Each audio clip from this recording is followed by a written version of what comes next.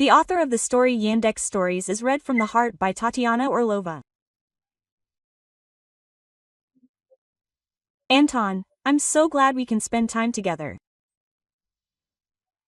The last few days have been so stressful.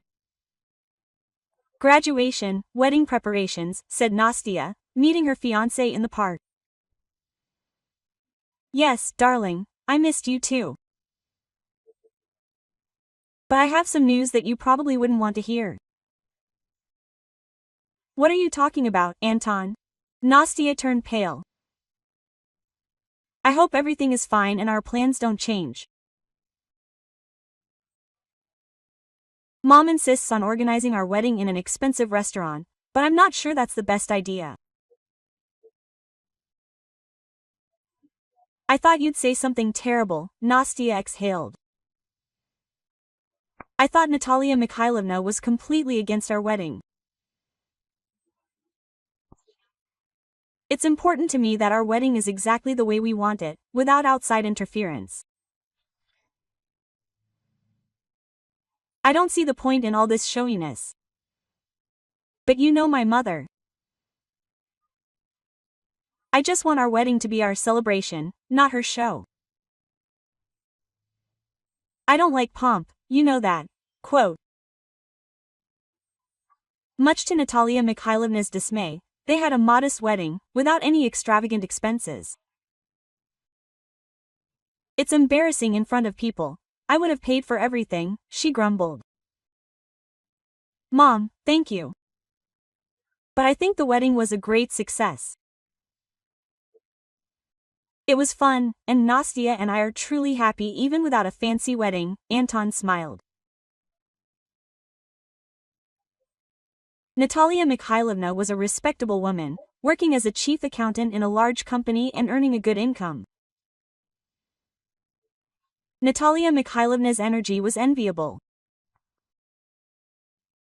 Nastya had just graduated from college, becoming a teacher of algebra and geometry. Anton was 3 years older than his young wife and worked as a programmer at a bank. The newlyweds went to a southern city for their honeymoon. Anton really liked the city. Quote. Let's move here, he unexpectedly suggested to his wife. Do you want to live here permanently? Yes. It's a clean and cozy city, with a wonderful climate. It gets a bit hot in the summer, but you and I aren't afraid of the heat. And what about your work, Anton? There's a branch of our bank here. I already found out, it won't be difficult to transfer. And you haven't had time to find a job yet. So, are we moving? I agree, Nastya smiled. I liked it here too. Natalia Mikhailovna, having learned about the newlyweds' plans, was extremely displeased. And why can't you live in your hometown? We still need to get settled in at the new place. Mom, we're big kids, we'll get settled. Son, do you want to leave me alone in the apartment? I hate boredom and loneliness.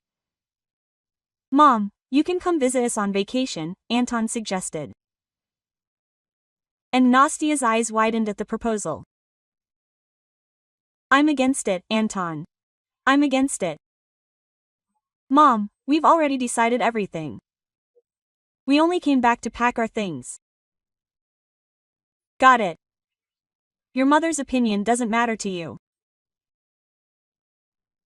Mommy, I've always tried to listen to your opinion. Sorry, not this time. The newlyweds packed their things and left, accompanied by Natalia Mikhailovna's incessant grumbling. The family rented an apartment in the new city. The sea was only 2 kilometers away by car. Nastya got a job at a school near home, and, as expected, there were no problems with Anton's transfer. Natalia Mikhailovna's visit was not long in coming. The doorbell rang early Saturday morning, while the newlyweds were still asleep. Quote. Who could be calling so persistently at such an early hour? Nastya asked in surprise. I don't know. I'm certainly not expecting anyone. With these words, Anton reluctantly got out of bed and headed for the door. Mom, hello. How are you here? Nastya heard her husband's astonished cry. Hello, son. Aren't you happy to see your mother? I'm happy, of course, just unexpectedly happy. I flew in for the weekend. I decided to see how you were settling in. With these words, Natalia Mikhailovna headed into the kitchen as if she owned the place and opened the refrigerator. Why was the refrigerator empty? Nastya entered the kitchen. Hello, Natalia Mikhailovna. She greeted her mother-in-law, trying to straighten her tousled hair. Are you still sleeping? And what are you going to feed my son? The refrigerator is empty. Don't worry, Natalia Mikhailovna, I always wake up before Anton and go to the store. When Anton wakes up, breakfast is already ready. I find it hard to believe. I see that Anton has already lost weight. Mom, don't make things up. It's okay, I haven't lost weight. On the contrary, I think I've gained weight. I knew nothing good would come of your plan. Go back home. No, Mom, we'll stay here. Everything suits us. Okay, I'll take a vacation and come see you for a month. A month? Mom, you were on vacation this year. I have some unused vacation time. Don't argue with me. I'll come and get your life in order in a month, and only then will my soul be at peace. Natalia Mikhailovna's month-long visit took place very soon. The mother-in-law ran the place as if she were at home, and lectured Nastya on everything. She was particularly complaining about the lack of houseplants in the apartment. Natalia Mikhailovna absolutely adored flowers.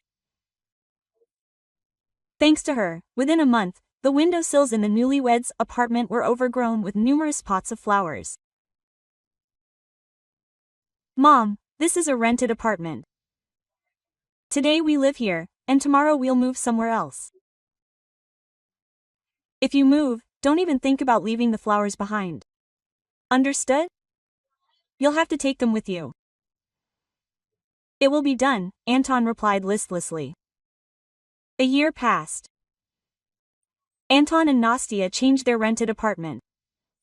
All the flowers, as Natalia Mikhailovna had instructed, had been brought along. Her mother-in-law announced that she would be arriving for a month at the end of August. Nastya awaited her visit with trepidation. Once again, the omnipresent Natalia Mikhailovna would be tidying up her house. A week had passed since the start of the new school year.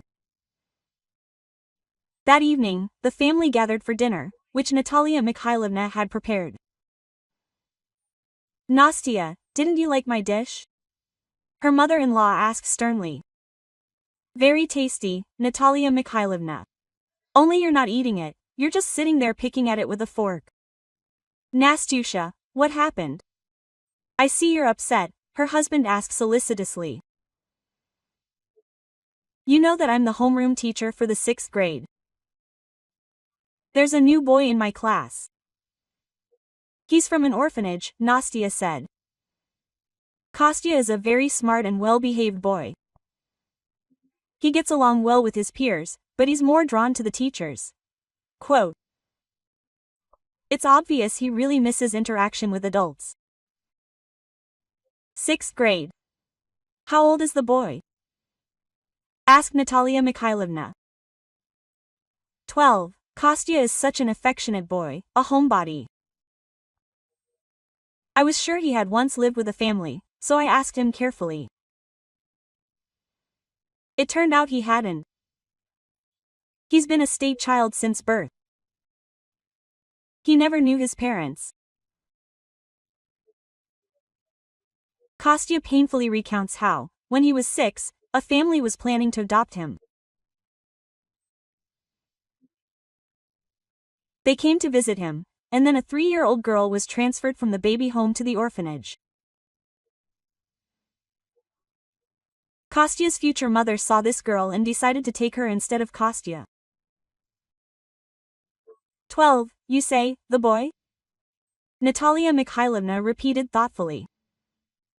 Mom, what are you planning? Anton became wary, knowing his mother. What?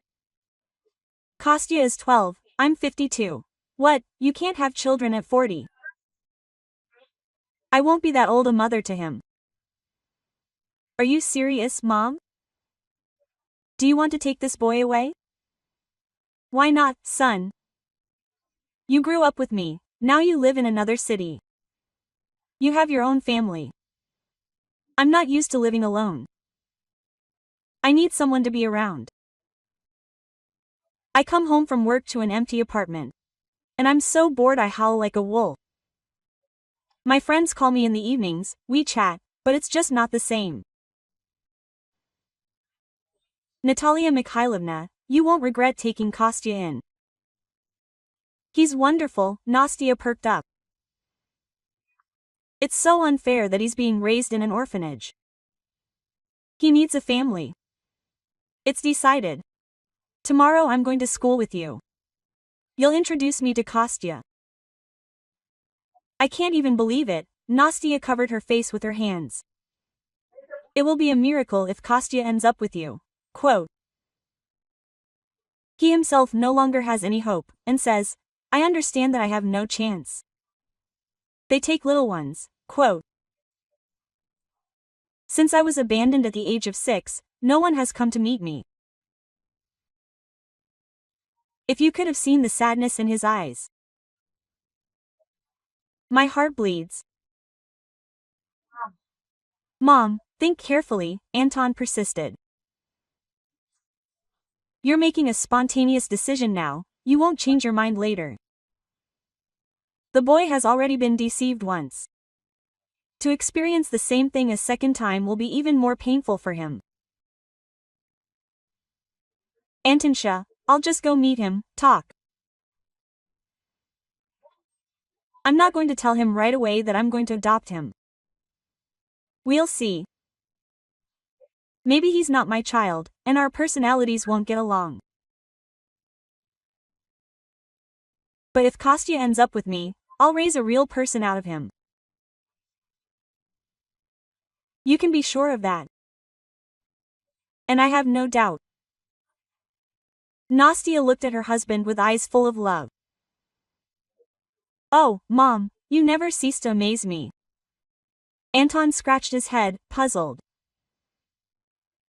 The next day, Natalia Mikhailovna came to school for the long break. Quote. Kya, I'd like you to meet her. This is my husband's mother, Natalia Mikhailovna, Nastya introduced his mother-in-law. Hello, Natalia Mikhailovna. I'm very pleased to meet you, Kostya reported cheerfully. You guys have a chat, and I'll go, Nastya said, heading to class. Her knees were shaking with excitement. She really wanted Natalia Mikhailovna to like Kostya. And Kostya didn't disappoint. He charmed Natalia Mikhailovna, who, before meeting Kostya, had thought that all the children from the orphanage were complete blockheads. Kostya was polite, reasonable, and well-read. Natalia Mikhailovna, before even reaching home, had decided everything. She would have a second son, Kostya. The woman, with her characteristic energy, began preparing the documents for the boy's adoption. The Kostyas decided not to say anything, in case something didn't work out.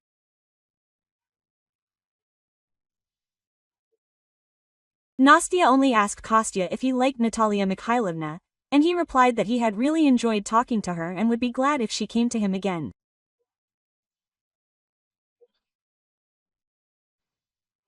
Natalia Mikhailovna came every day, treating him to all sorts of sweets. Kostya eagerly awaited each visit. Natalia Mikhailovna, but it wasn't the treats that attracted him. He needed an adult by his side. Quote, "My vacation is ending, Kostya. I'm going home tomorrow," Natalia Mikhailovna said on the last day. Kostya turned away for a moment to wipe away the tears that had welled up. Quote, "Can I hug you?" he asked quietly.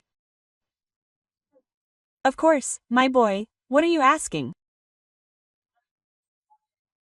Natalia Mikhailovna could hardly be called a sentimental woman, but when Kostya hugged her, tears treacherously ran from her eyes. Preparing all the necessary paperwork, as expected, took a long time. Kostya didn't know anything until the very last moment. Finally, the documents were ready, and Natalia Mikhailovna flew in for Kostya. When they told him that he was now Natalia Mikhailovna's son, Kostya was silent for a long time, looking with disbelief from Natalia Mikhailovna, then at Nastya, then at Anton. Quote, "Don't joke with me like that," he said, and there was offense in his voice. "This is not a joke, son. Go and hug your mommy." Natalia Mikhailovna opened her arms wide. "And I only talked about you in the orphanage," Kostya sobbed, hugging his adoptive mother. "About you and about his favorite teacher Anastasia Pavlovna." Quote, Kostya was happy. His only regret was that he would have to transfer to another school and part with his favorite teacher. Natalia Mikhailovna often called Anton and Nastya and told them about Kostya. "He spends whole evenings studying. I can't tear him away from his books," she said. "Anastasia Pavlovna, I'll soon be participating in a school Olympiad. I need to seriously prepare," Kostya reported. "I believe in you, Kostya. You will succeed." Twice a year, Natalia Mikhailovna and Kostya came to visit Anton and Nastya. Kostya was beaming with happiness. There was no doubt that he was doing well with his adoptive mother. For a long time, Kostya was embarrassed to call Nastya by her first name. If Anton or his brother addressed his brother, the former teacher remained Anastasia Pavlovna for him. Only 6 months later, Nastya said first, timidly. Kostya grew up and successfully graduated from university. By that time, Nastya and Anton were living in their own spacious apartment, had 2 sons, and Anton worked as a department head at a bank. Quote, "Mom, my brother is inviting me to work for him," said Kostya, having received his diploma. "What do you say to that?" "I'll say, son, that I've been thinking about retiring for a long time. I would love to move to the city where Anton lives. I really like that city. So, we're moving, Mom. It's great that we will all live close by. Nastya, brother, nephews. We're moving, son."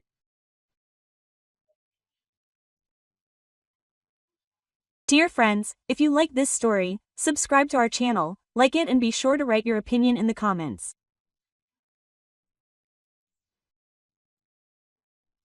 The story was read for you by Tatiana Orlova, author of the story Yandex Send Stories from the Heart. And with all my heart I wish you all the best and the best of health. Peaceful skies above your head and a good mood.